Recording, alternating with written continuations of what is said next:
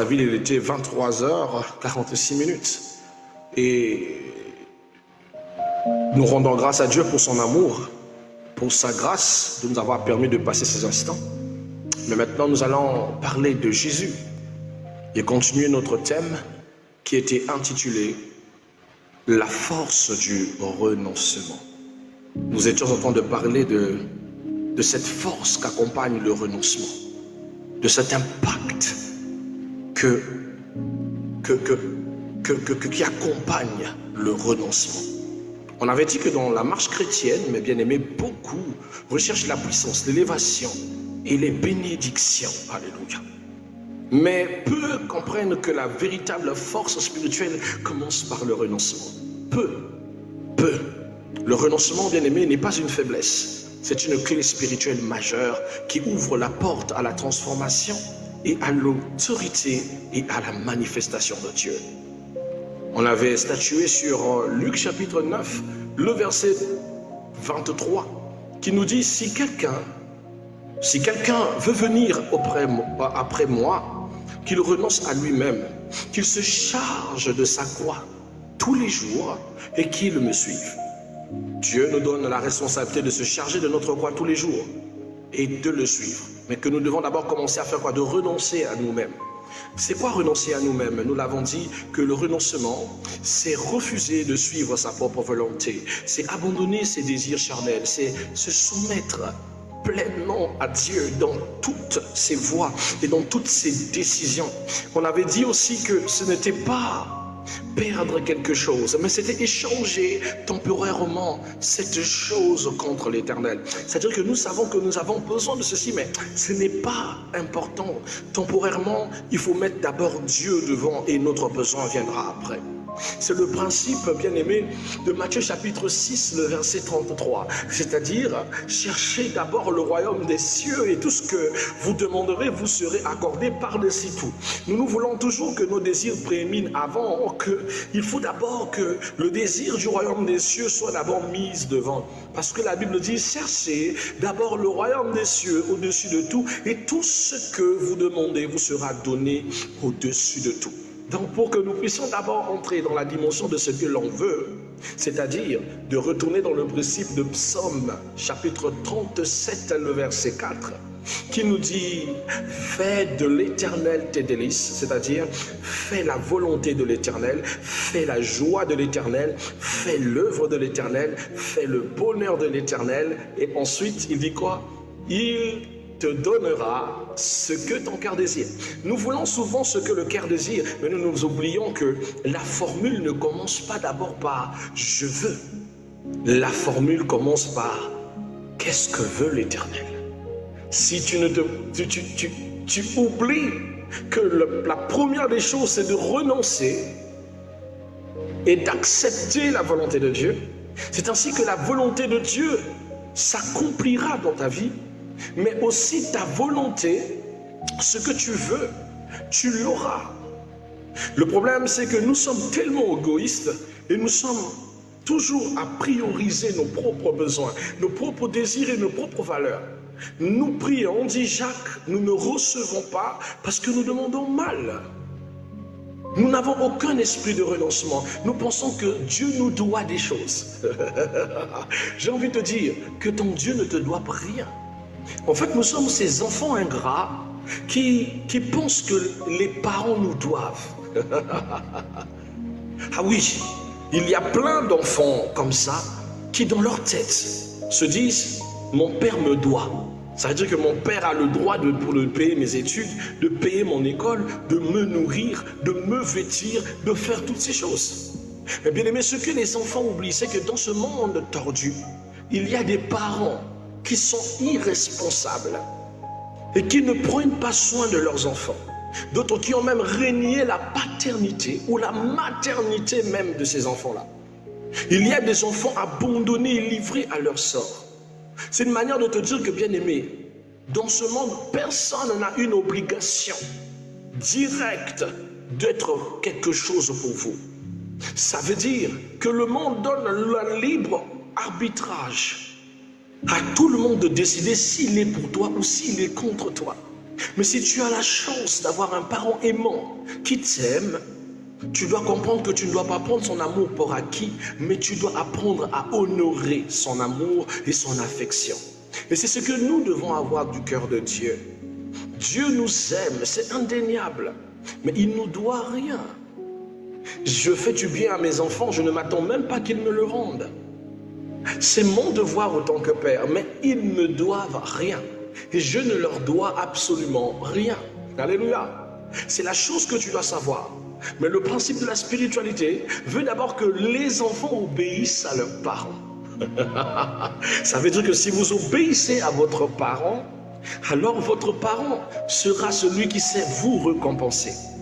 Enfants, obéissez à vos parents. On dit que c'est la seule loi qui s'accompagne d'une bénédiction. Et vos jours seront prolongés. C'est ça même le principe de l'offre et de la demande. Apprenez d'abord à faire de l'Éternel vos délices.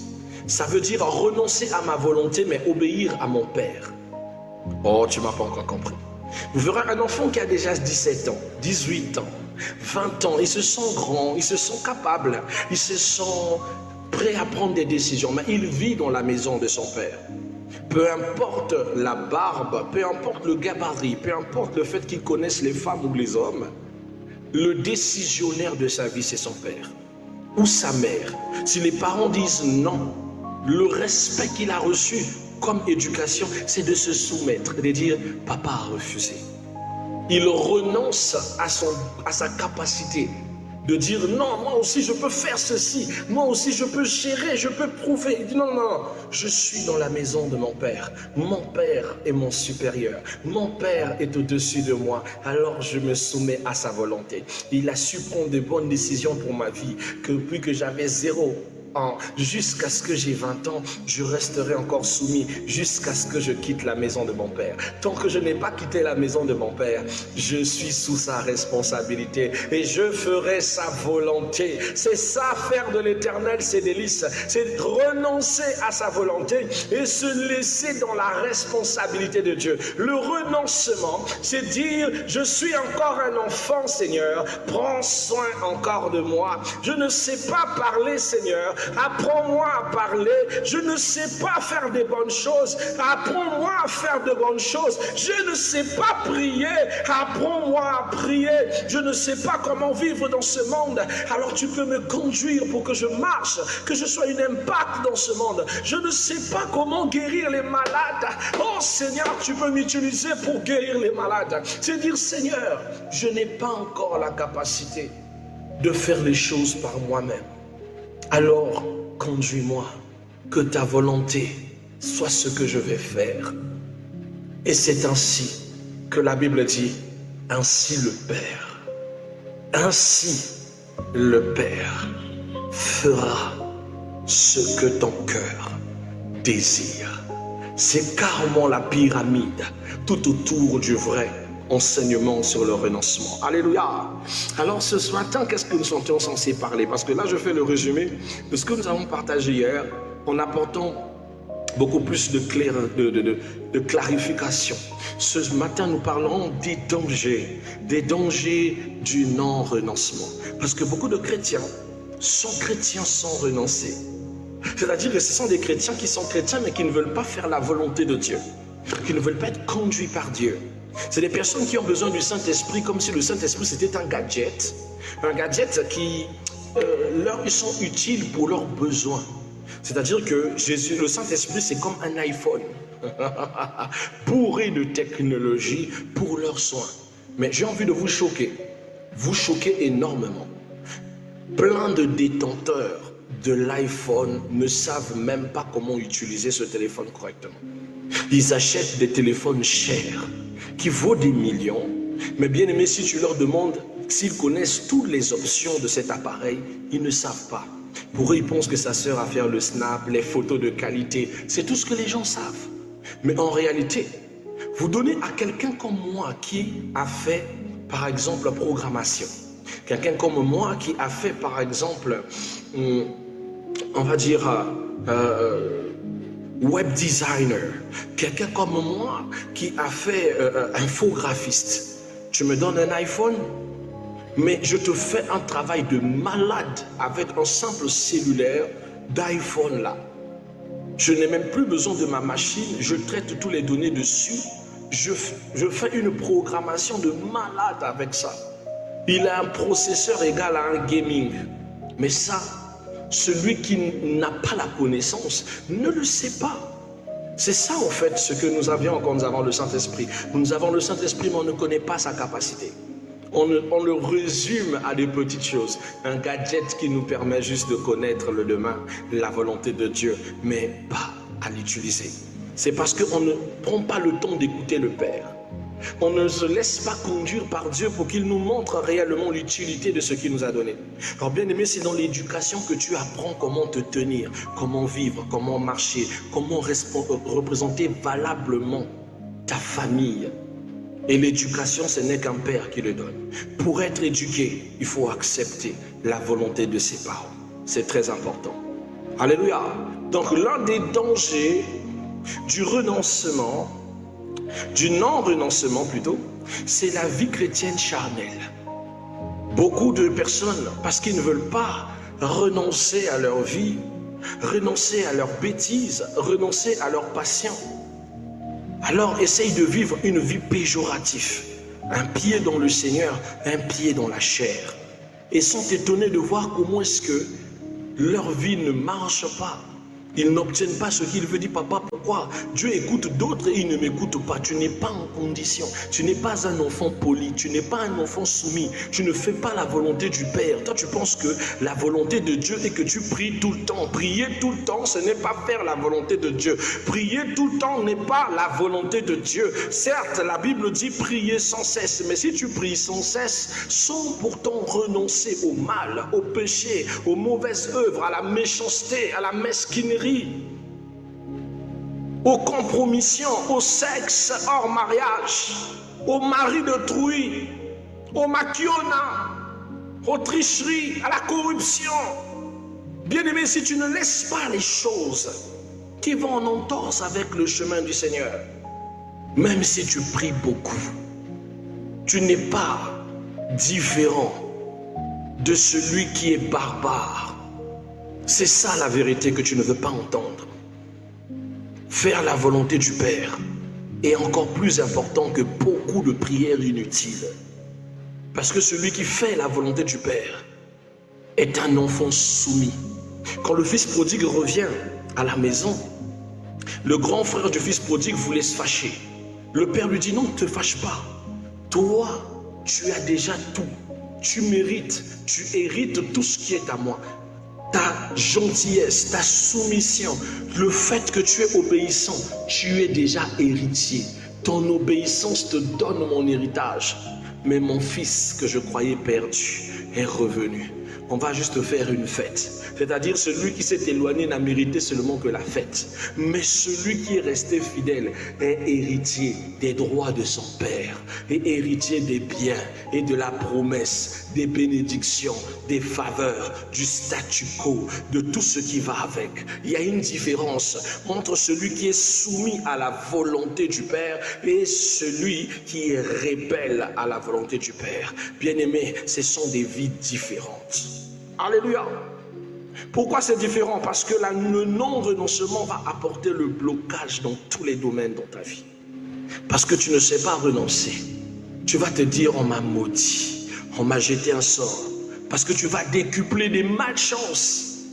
Rien ne marche, rien n'aboutit. Ce sont les conséquences du non-renoncement. Et tu vas aussi remarquer que tes prières sont inefficaces. Des prières qui n'impactent pas, qui ne touchent pas, qui ne bousculent pas le ciel. Et pourtant, même deux fois, tu l'accompagnes du jeûne. Mais un jeûne sans changement, c'est un jeûne vain. Même la Bible dit ceci: celui qui jeûne, mais tout en voulant faire du mal, il jeûne à sa propre perte. Parce que le vrai jeûne brise le joug de la méchanceté. Tant que ta méchanceté ne change pas, tu ne peux rien. Quand quelqu'un jeûne pour que le mari d'autrui abandonne sa femme, oh ma soeur, le tonnerre va descendre sur toi. Il y a des gens qui ont des prières catastrophiques.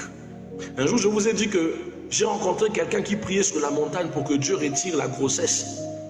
de la grossesse de la petite sœur de sa femme. Donc il couchait avec la petite sœur de sa femme, il l'a engrossé. Et la petite sœur de la femme a dit, retire pas grossesse.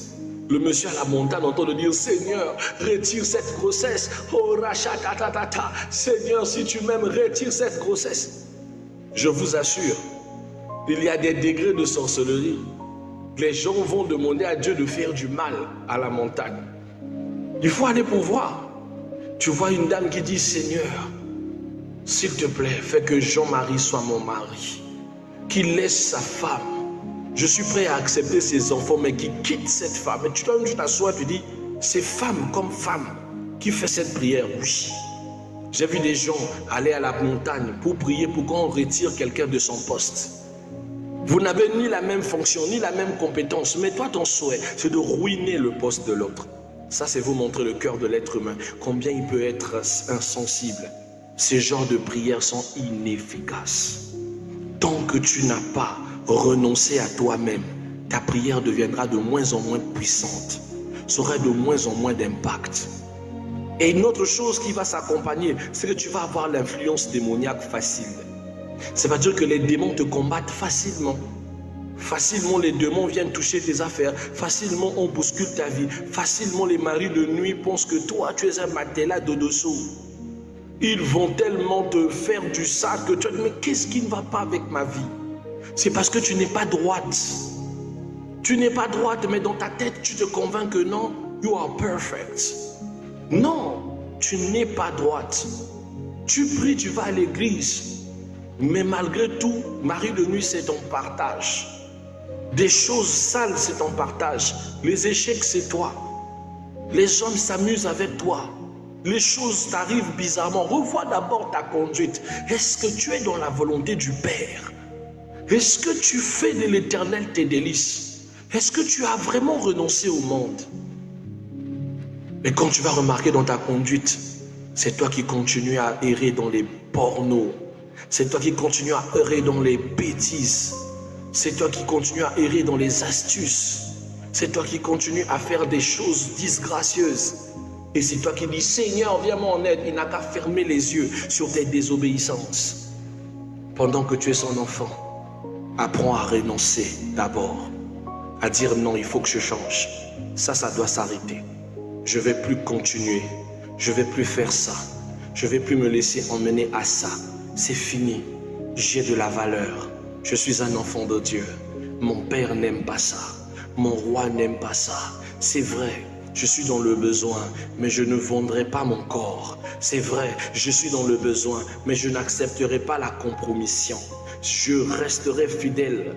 Bien-aimé, tu auras une vie d'impact. Alléluia. Car refuser de renoncer, c'est résister à Dieu lui-même. Quand tu refuses de renoncer au mal, c'est que tu te mets à lutter contre Dieu lui-même. C'est ça qui est drôle et triste. Alors, comment pratiquer le renoncement? Comment vivre un renoncement parfait? Alors, le renoncement, bien-aimé, elle commence par la décision quotidienne. Le renoncement n'est pas ponctuel, c'est-à-dire c'est pas brutal, mais il est journalier. Chaque jour, fais des efforts de cocher les choses que tu veux laisser, des choses que tu veux abandonner qui nuisent à la présence de Dieu, de l'Éternel. Le renoncement, c'est méthodique. Tous les jours, pose des restrictions sur des choses qui nuisent à ta spiritualité. Vous avez aussi une autre astuce que je vous partage, le jeûne et prière. Le jeûne et prière rend la chair faible. C'est-à-dire qu'il diminue l'emprise de vos désirs charnels et il laisse l'esprit dominer sur votre chair. Voilà pourquoi un chrétien doit au moins jeûner chaque fois par semaine, au moins 2 fois. C'est pour que sa chair ne lui domine pas. Quand vous ne respectez pas le jeûne des 2 fois par semaine, vous laissez un accès à votre chair de commencer à prendre de plus en plus de dessus sur vous. Le jeûne et prière est la meilleure thérapie pour votre corps, mais aussi la bonne endurance de votre esprit. Car le jeûne affaiblit la chair et il fortifie votre esprit. 3e astuce que je vous donnerai ce matin, c'est l'obéissance à la parole de Dieu. Sachez bien pointer ce que Dieu attend de vous et de faire ce que Dieu attend de vous. Vous devez être capable de savoir ce qui est mal et ce qui est bien. Savoir ce que Dieu attend de vous et ce que vous devez faire de la part du Seigneur. Obéir à sa parole, c'est aussi obéir à sa révélation, obéir à sa conduite, respecter les Écritures, respecter aussi les mœurs qui accompagnent la foi. Alléluia, c'est très très important. Et la quatrième astuce, c'est le Saint-Esprit. Vous avez besoin du Saint-Esprit. Vous avez besoin du Saint-Esprit, car tu ne peux pas renoncer seul. Ce combat, tu ne le mèneras pas seul. Alors à chaque fois, sois quelqu'un qui invoque le Saint-Esprit et dit, Esprit de Dieu, aide-moi. Aide-moi à quitter cet endroit. Aide-moi à abandonner cette addiction, ce truc que je ne veux plus mais qui se colle à moi, cette chose que je ne veux plus mais qui ne veut pas me laisser. Cet esprit, aide-moi à me parfaire, à être meilleur, pas pour les autres, pas pour moi-même, mais pour la gloire du Père. Aide-moi, Seigneur, à être façonné. La Bible dit, tu changeas Paul, lui qui était Saul de Tarse, tu as fait de lui Paul. Paul, ce serviteur transformé. Moi aussi, je vais être transformé. Je vais abandonner ces choses. Aide-moi, Saint-Esprit. Il va t'aider. Mais tu dois parler au Saint-Esprit. Tu dois prier tous les jours en invoquant l'Esprit de Dieu. Alléluia. Car la Bible dit dans Zacharie chapitre 4, verset 6, il dit, ce n'est ni par la force, ni par la puissance, mais c'est par son esprit. C'est par l'Esprit de Dieu. Alléluia. Enfin, en définitive, mes bien-aimés, le renoncement est une clé cachée de la puissance chrétienne. Tu n'es pas puissant en esprit parce que tu n'as pas encore renoncé à certaines choses. Quand tu vas comprendre les profondeurs de la puissance du renoncement, alors tu vivras la force même de celui-ci dans ta vie, dans ton ministère, dans ton travail, dans ton impact social. Car ce que tu abandonnes pour Dieu, ne te détruit pas. Cela te transforme, t'élève et te rend dangereux pour le royaume des ténèbres. Et retiens une chose, lorsque tu abandonnes une chose pour Dieu, Dieu devient lui-même la compensation à cette chose que tu as abandonnée. Il viendra combler le vide en maximisant de sa présence, mais aussi du témoignage qui accompagne ceux qui ont cru au nom de notre Seigneur Jésus. Matthieu chapitre 16, verset 25 dit, celui qui voudra sauver sa vie la perdra, mais celui qui perdra sa vie à cause de moi, à cause de Yeshua HaMashiach, il la trouvera. Parole du Seigneur Tout-Puissant. Nous rendons grâce à Elohim.